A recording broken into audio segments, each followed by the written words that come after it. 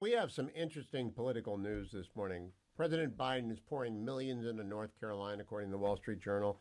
Uh, Donald Trump got $50 million from Tim Mellon. Joe Biden got $20 million from Michael Bloomberg. And then the Washington Post this morning, Trump's convictions fueled a donation surge that's overwhelming.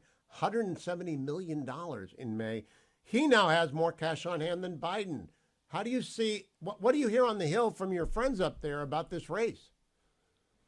Well, I think, I'm skeptical of money being a defining thing in this race in particular. It wasn't in 2016 when Hillary Clinton vastly outraised Donald Trump. But I think if you look at that fundraising as a proxy for enthusiasm, it confirms the sort of vibe shift, for lack of a better word, in favor of Trump in the past few months, that the momentum and the enthusiasm has been behind the former president, particularly since his conviction.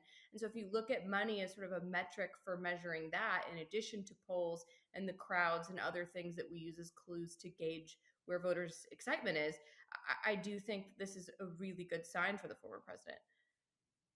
Now, let's talk about what you hear as well, the vice presidential selection. And I have to just go, all these people are my friends. Tom Cotton and Mike Pompeo are good friends. I know Doug Burgum. I know Glenn Youngkin as a guest on the show, and I've interviewed them and all that kind of good stuff. And Tim Scott, I've known forever, as well as Marco Rubio. I've been on. I like them all, but I have personal relationships, so I'm not objective about any of this. Who's going to be the running mate? It's amazing how little consensus there is about who would be best for Donald Trump. Everybody has an opinion and is convinced that they are correct about who would best serve Donald Trump. One day you hear a rumor that it's going to be this guy, the next day you hear a rumor that it's going to be that guy. So I do think the search is still very much up in the air. It really depends, I think, on what Trump's political needs are going to be. If in the next few weeks it's clear that Donald Trump is not going to prison, it's clear that the other cases are not going to trial, maybe he could use someone more like a Tim Scott who could soften Trump's edges and appeal across the middle. If it appears that Donald Trump is going to get railroaded before the November election, that he is going to be behind bars and he is going to have further legal challenges, perhaps what he needs is an attack dog. Somebody like Tim Scott doesn't serve that role as well as maybe someone like a Marco Rubio might at this moment. So what his political needs are going to be from July onward, that still remains to be seen. Okay, let me close by talking with you about the 11 Senate races and Steve Daines. He's the chairman of the National Republican Senatorial Committee. He's a senator from Montana. There are 11 seats in play in this cycle in the Senate. They're all held by Democrats. And whether it's the most likely to flip, Jim Justice in West Virginia, or the most difficult to flip, which is either Eric Hodvie or in Virginia, Glenn Youngkin might be able to carry Hung Kao over the top. What do you think? How many? What are you guessing the Senate's going to look like come January of next year?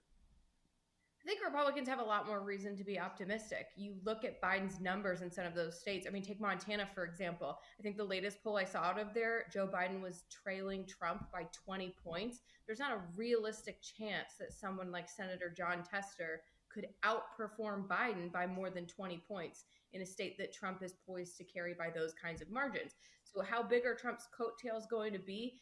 That's not entirely clear. But in some of these states, you're going to need voters to split the tickets dramatically. Sherrod Brown in Ohio, for example. Donald Trump's widely expected to carry Ohio as he has in the past. But Sherrod Brown is pulling ahead of Bernie Moreno because there are some ticket splitters.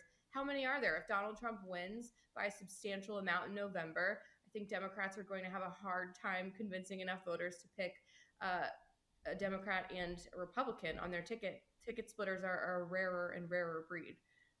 Now you've named the two of the three: Ohio with Bernie Moreno, Tim Shea in Montana, and David McCormick in Pennsylvania, are the big ones. But I was surprised to see that Ms. Domenici is closing the gap on, I can't even remember what that guy's name in New Mexico, the invisible senator from New Mexico.